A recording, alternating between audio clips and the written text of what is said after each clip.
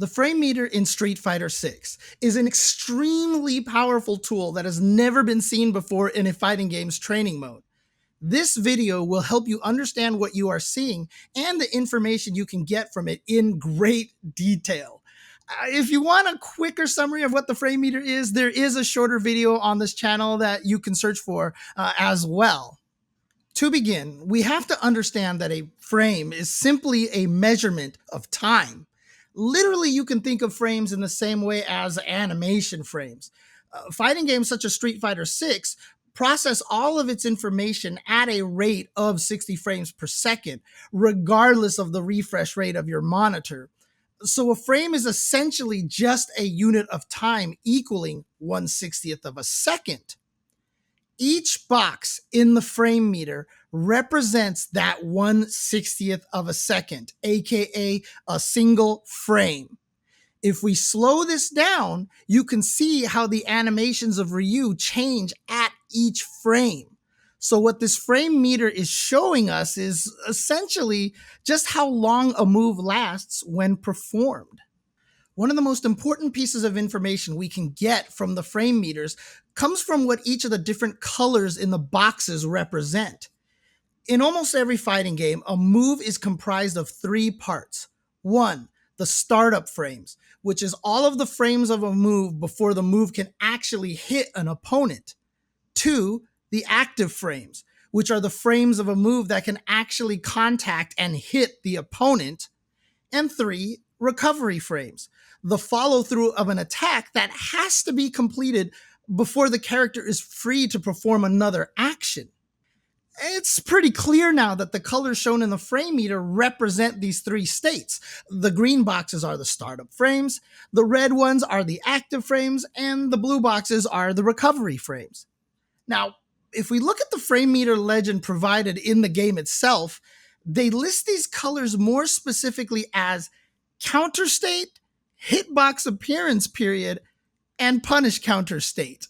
This is because traditionally, in many modern fighting games, when you are hit during a startup frame, the opponent is typically rewarded with a counter hit. And this holds true for Street Fighter 6. However, when struck during your recovery frames, this is referred to as a punish. And Street Fighter 6 has turned this into a full-fledged mechanic called punish counters. Thus, in the in-game frame meter legend, startup frames are referred to as counter state, and recovery frames are listed as punish counter state. As an aside, getting hit out of active frames also registers as counter hits in Street Fighter 6. This actually wasn't the case in previous Street Fighter games like Street Fighter 5 and Street Fighter 4. Now, obviously, some moves can hit more than one time. This is also represented on the frame bar, as you can see in this example. Ryu's heavy spin kick, aka the heavy Tatsu, can hit 3 times. So you'll see during the progress of the frame meter filling up, 3 separate chunks of red boxes. This is for each time the move can hit. Ryu's medium Tatsu can only hit twice, and the light Tatsu can only hit once, and you can see that easily here. You'll notice that the areas in between each hit are considered punish frames by their blue color. So if you do get hit out of those, the opponent is rewarded with a punish counter. This won't always be the case. It'll be a move-by-move basis, but this will be true of the majority of multi-hitting moves. So now that you know what the 3 main colors are, this also explains what most of the numbers you see are on the frame meter itself. They're counting the frames for you. For this particular attack, there are 11 startup frames. So you see 11 written on the frame meter at the end of the green startup frames. On the other side, there are 20 recovery frames for this move. So 20 is written at the end of the blue recovery frames. Also, when a move ends, the game draws a light blue end bracket on the last frame, so you can more easily see when a move ends. And we'll see what this is for in a bit. However, above the frame meter, you'll see more data. Startup should seem obvious, but you'll notice that the startup always seems to be one larger than the number written on the frame meter itself. In this case, the frame meter reads 11 and the startup is listed as 12 frames. That's because when describing a move's startup, it has become convention in the fighting game community to list the time it takes to get to the first active frame as a move's startup. So it's always the total number of startup frames plus 1 for the first active frame. The reason for this is easier calculations for combos and punishes, but you don't need to know the reason for now. Just keep in mind that startup listed up here will always be 1 larger than the total number of actual startup frames. It's confusing, yes, but it's too late to go back 15 years and change history when the community decided to go this route. It's now convention, and thankfully, Capcom went with our community's convention. The more you play fighting games, the more you'll learn that knowing the startup of moves is super important. So it being listed here is very helpful. Total frames is just that. How many frames your move takes from start to finish. Nothing crazy to explain here. However, recovery data that you see here is not the count of recovery frames like the number that you see written on the frame meter. For now, just keep this label in mind. It will be explained later on in this video. So obviously up to this point, I've been ignoring the fact that there are actually 2 bars on the screen. Well, the top bar represents the first player, the character you are typically controlling in training mode. The bottom bar represents the second player, typically the training dummy. Okay, this is very important, so listen carefully. Literally, the boxes directly above and below each other represent the exact same moment in time. So if both characters are performing something, you can see exactly what state both characters were in at any given specific frame, which again is just a moment in time. In this example here, you can see that Luke starts his move 4 frames before Ryu does. So that's why you'll see 4 empty boxes in Ryu's bar, representing that he wasn't performing any move for those 4 frames. His bar starts to fill up with information partway through the bar once he actually starts his move. And you can see the exact moment Ryu starts it in comparison to Luke thanks to these frame data bars. Again, when 2 actions are occurring at the same time, each column of boxes match the exact moment in time. So understanding that each column is a moment in time is even more important when it comes to the concepts of hit stun and block stun. Every move when contacting the opponent causes a predetermined fixed amount of hit stun, which is the amount of time a character reels when struck, and a fixed amount of block stun, which is the amount of time a character is stuck in guarding state after blocking an attack. A single attack in Street Fighter 6 will 99% of the time have different lengths of hit stun and block stun, with block stun being shorter than hit stun. But both mean that the opponent is stuck in that state until the hit stun or block stun ends. This is what the yellow boxes represent. Periods of time a character is stuck in either hit stun or block stun. As you can see here, as soon as Ryu reaches his first active frame, aka a red box, and hits Luke, Luke's frame meter now starts to fill up with yellow boxes starting at the same time as that first red box, indicating that he is now beginning his period of hit stun. Then Ryu completes his move afterwards, and Luke goes through the predetermined length of hit stun. But you'll notice something. Ryu finishes his move before Luke finishes his period of hit stun. This means Ryu can act for 4 frames before Luke can. This is what we refer to as being plus. In this situation, on hit, Ryu is +4. But let's see what happens when Luke blocks the same move. The block stun is shorter than the hit stun, so Luke actually recovers much quicker, 4 frames before Ryu, in fact. So this time Luke can act for 4 frames before Ryu. This is what we refer to as being minus. In this situation, Ryu is -4. Keep in mind, whatever we call the situation for one character, it's the exact opposite for the other character. Ryu being +4 means Luke is -4.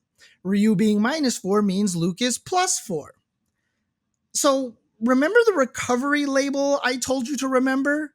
That's the information this label gives you, how plus or minus you are after your action completes.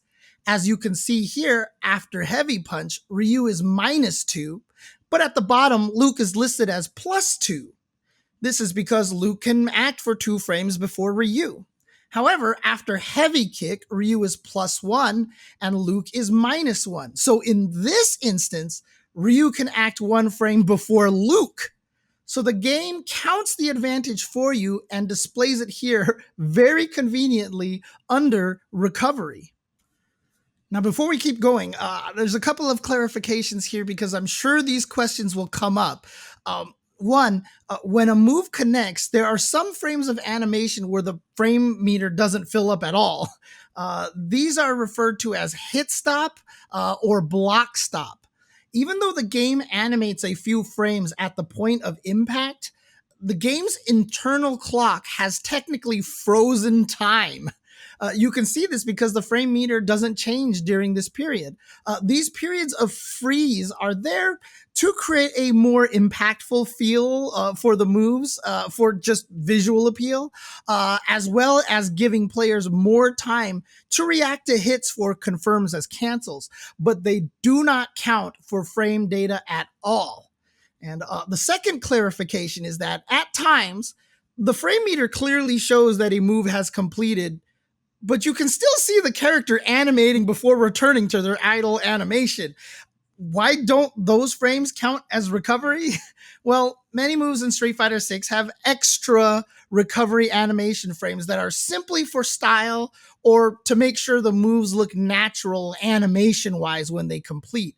However, if you press a button or hold a direction on any of these extra recovery frames, you will immediately cancel the animation and do whatever you want. But until the frame meter puts that little end bracket on the bars, those recovery frames are very real and cannot be interrupted. Now, the frame meter doesn't have to represent only a single action. In fact, you can stitch moves in succession and they'll be properly displayed on the frame meter one after another. Here, you see Ryu do 2 standing medium punches and both are displayed in the bar back to back. Remember the light blue close bracket I mentioned earlier? Well, this is why they have it, so you can more easily see when one move ends and the next one starts. However, since you can cancel some normal attacks into special moves, the normal attack technically never ends, and you'll literally see the special moves data overwrite the normal moves data in the frame meter at the moment of the cancel.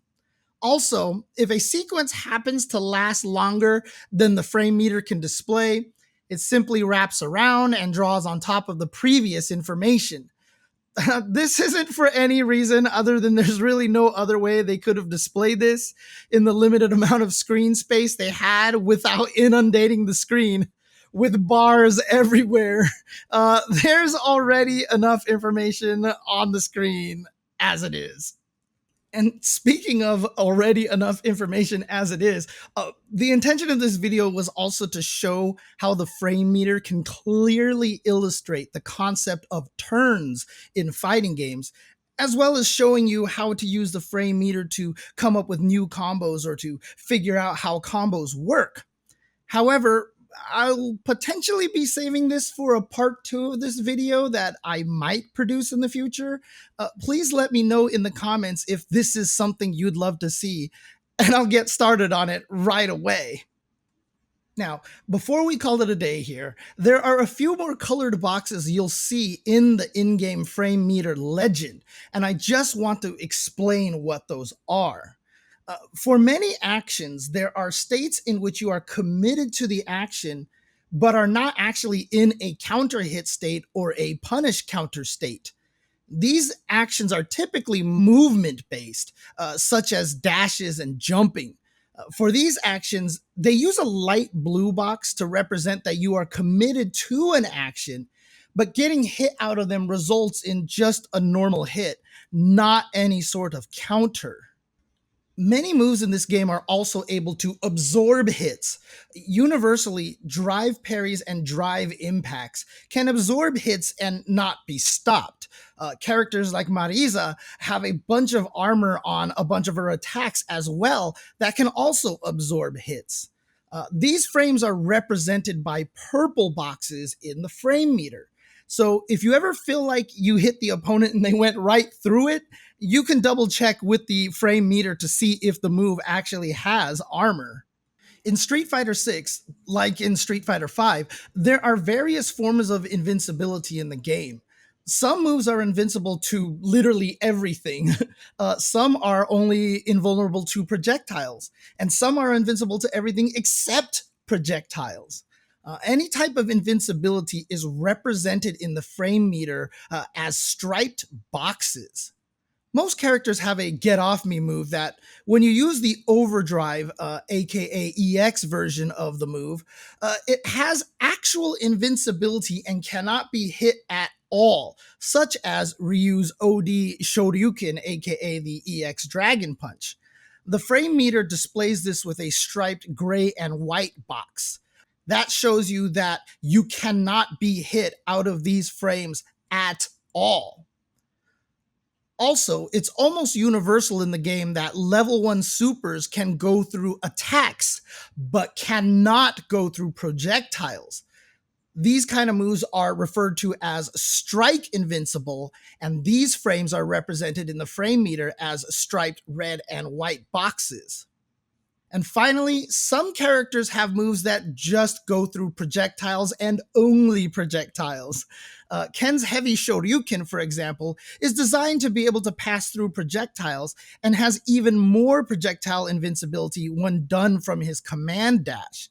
You can see here how the projectile invincibility frames allow it to pass right through Ryu's fireball. Now, it should be noted that the initial active frames seem to also contain projectile invincibility, but because they can only display one color at once, they prioritize showing the active frame over it being projectile invincible. They could have created yet another color, but I think that probably would have gotten a little too confusing. And just to show you an example of it only being projectile invincible, here is an example of it trading with another strike. There are actually more types of invincibility that are not listed in the frame meter, which is unfortunate. But as I said, they were probably worried about making it more complex than it already is. But moves that, for example, are invincible to airborne attacks or moves that are invincible only to throws are not properly represented here in the frame meter. Perhaps a future patch may add that in, or maybe even the release version already has it. We'll find out soon enough. Finally, attacks that are just projectiles get their own color. Boxes that are colored orange are simply periods of time when a projectile can hit during the move. But keep in mind some moves like Ryu's Hashogeki, aka his palms strike, look like a normal physical strike, but actually count as a projectile. That's why you see Ryu's active frames here being orange instead of red. That means that strike invincible moves, with the red and white stripes, will actually get hit by this. But projectile invincible moves with the orange and white stripes will go right through it.